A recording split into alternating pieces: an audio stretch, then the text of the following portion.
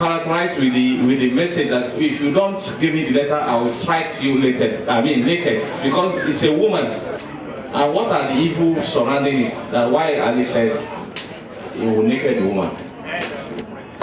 Alhamdulillah. When you look at the exact words used by Umar, linguistically, there is no other way you can translate it other than killing. And this is an issue that has been extensively discussed by Muslim scholars. It is also similar to when Abu Bakr was talking, or Umar was talking, and they told the people that when we go wrong, correct us. And the answer, we will correct you by using this word. So it is this word that was used. There is no other way you can translate it. I hope you understand this point. But what became debatable among Muslim scholars was whether he actually meant that literally. Whether he meant that literally. And there are arguments on both sides. A lot of Muslim scholars are of the view that these words have been used to show the seriousness of the crime of opposing the decision of the majority. Not that these people should actually be killed physically. You understand? So this is the explanation some have given. But some also argue that he meant it literally. It's like Umar believed that opposing the decision of the majority is punishable by death. So whichever way you look at it, I think it is not in support of radicalism.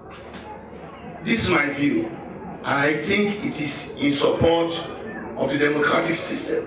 Why do I say this? Umar is talking about a situation where someone has been duly elected. So he is only implementing what Allah has said. Atiullah wa atiur Rasul wa ulul amri minkum. Once you have a leader, you obey. You may think that you are equally qualified, but for whatever reasons, once you have not been appointed under the Islamic law, you are not supposed to challenge the constituted authority. And I think this is the point he was making. This is the point he was making. That Muslims must learn to accept the people's selection, even when it is against our own wishes. And the best example you had for this was the example of Ali ibn Abi Talib. There were a lot of the followers of Ali who were not happy that he did not become the Khalifa after the Prophet died. And even Ali himself withdrew his bay'ah from Abu Bakr for 6 months. But eventually he had to give that bay'ah because he knew the implication would be that he was a rebel. So he gave his bay'ah 6 months after.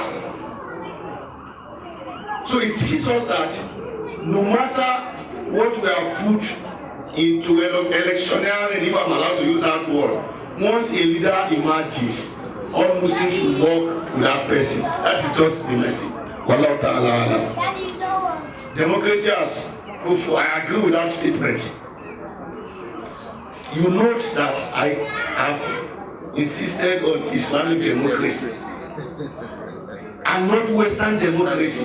Western democracy is a demonstration of kufu. So it's not debatable.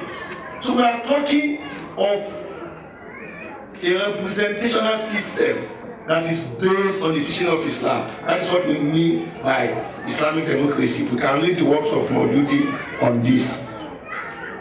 Yes, Ali said he would undress the woman. He said he would strip her naked. It's the same. It's the same. Yes, there are two evils here. One evil is stripping a woman naked. And that evil is not related to just a woman. It is un-Islamic to strip a man naked too. So it's not just about a woman. It is un-Islamic to strip a person naked. So it is an evil. It is also an evil. Yes, you can say stripping a woman naked is greater than stripping a man naked. But under the Sharia, they are both forbidden. The other evil is insecurity, treason. When Ibrahim Abbas wrote his famous article in the 8 days of the Boko Haram, that if women are using jilbab to carry bomb and detonate it, then it should be banned. A lot of Muslims wanted to crucify him. But strictly speaking, under the Sharia, if the loss of life is involved, it can be banned. This is the position of the Sharia. Because the protection of life is far greater than the individuality of the person. It is like a sister that is about to fall from a moving vehicle, and the brother says, because it is around to touch a sister that I'm not married, so I cannot carry and save her. We are talking of a greater evil where life will be lost. So it becomes permissible under the Sharia. This is called akhafu dararain, the lesser of two evils. So if that letter will lead to the end of the Islamic State, then to set her naked is better under the Sharia. So we have to get this clear. That statement does not justify going naked or when women are fighting, setting each other naked. It is forbidden. It is haram. Not to talk of doing it as some women do when they go to Hajj. That is the worst place where you can disobey Allah subhanahu wa ta'ala. But when it comes to matter of security, I put it, I think, at the beginning of the paper I sent, that the Sharia is meant to protect ad-darurat al-khamsa. And one of the darurat al-khamsa is hifzul hayat. So anything that will save life takes precedence. Why is it that even in Salat, even though this is debatable among Muslim scholars, so some scholars are of the view, like Asar TV, that religion takes precedence over life. Because both of them are part of the necessities to be protected. But they ask which one is higher. Some of them say it is religion. So when you have life and you have religion, protect religion first before life. But others said no, it is life that you must protect before religion. And one of the examples in support of this is the statement of Muhammad Sallallahu Oktulu Saudatein fi Salat. Kill the two black in Salat. And they asked him which two blacks. He said the scorpion and the snake. Kill them in Salat. If Salat is higher than life, then he should have said leave them, let them kill you now. But he said kill them, leave Salat, kill them. And go back to your Salat. So life has precedence over religion, because without life you cannot even worship Allah subhanahu wa ta'ala. Assalamu alaikum. The National Amir of the Companion, President of Alhaji Wale Sabi Shonaike, is going to handle the induction.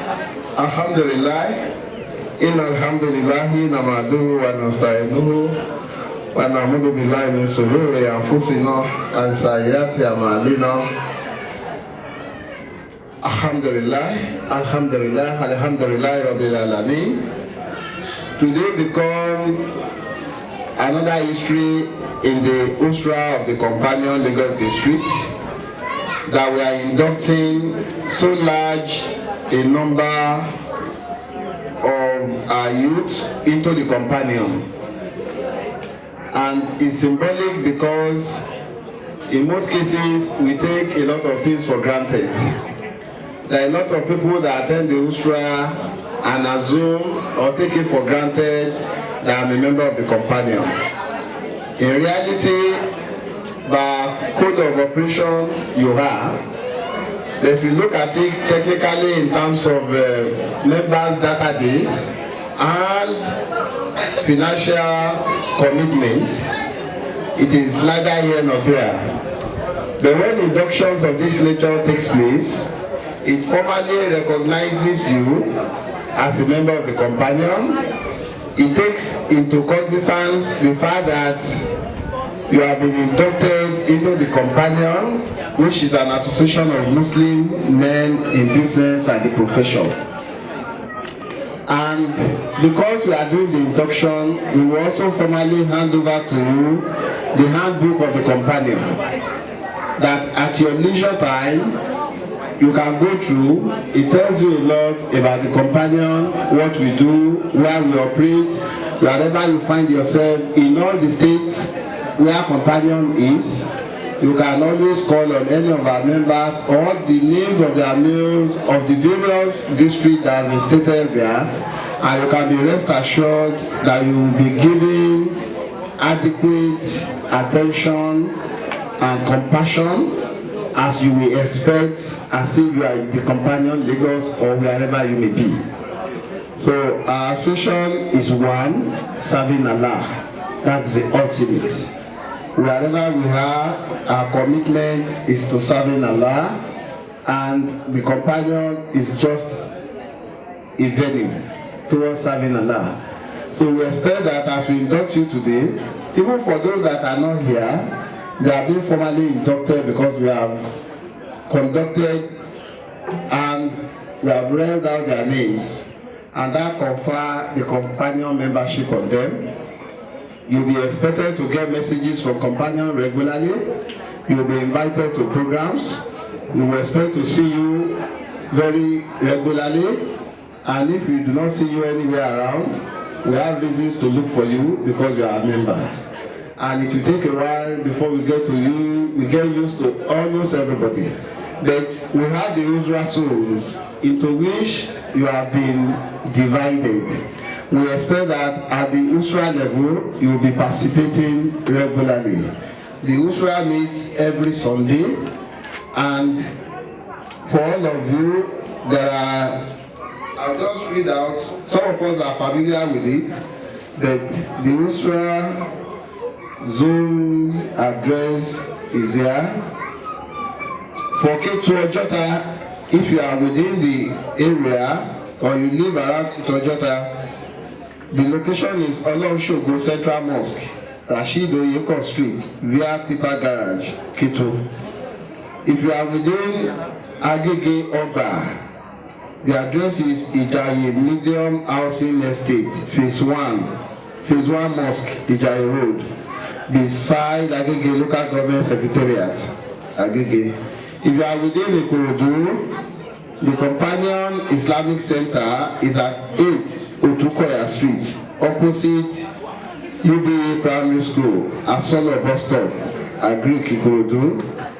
If you are within Lekki VI Ikoyi, you can attend the Lighthouse Estate Mosque or Lekki Epe Expressway by Oxford Hotel near the second toll gate. If you are within Alimosho, the Isn't Children's School is at 172 Igodo Ikotu Road, Igodo, Lagos. Then, if you are within Okoba, the venue is Abimbola Woli Estate Mosque, near Okoba, near the Abattoir, Agege. Then, if you are within Akute Olambe, is at Istijaba Mosque, 30 Ijoko Road, opposite Akute Grammar School, Akute. Those are the Usrah zones in Lagos to which you may attend. You are expected to attend on a regular basis every Sunday between the hours of 8 and 10 a.m. The Usrah holds at the same time and is conducted the same way. I guess all of us are familiar with the process of the companion. I pray that Allah makes it easy for us. And then on this note, I formally congratulate you for your induction into the companion. And we will give you the companion handbook one by one as a sign of the formal induction into the companion. And I pray that Almighty Allah will make it easy for you and make it easy for us We expect that you are going to be the leaders of the companion in future. Some of us are aging out, getting old, and we expect that the young ones will take over.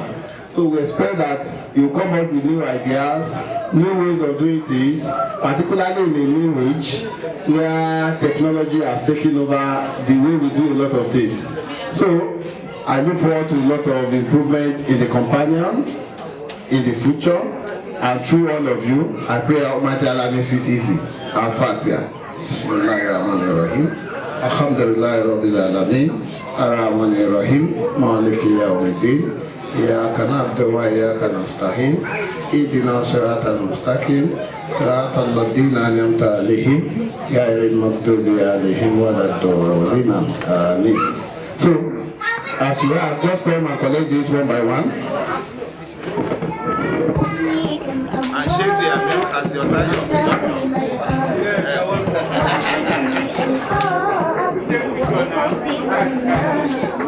No, after they will take picture. Don't go. You will take picture after this. Don't go. Come go.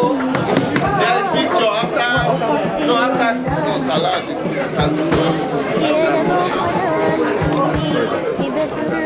After you have collected, let's go outside so that I can take picture. Just one picture.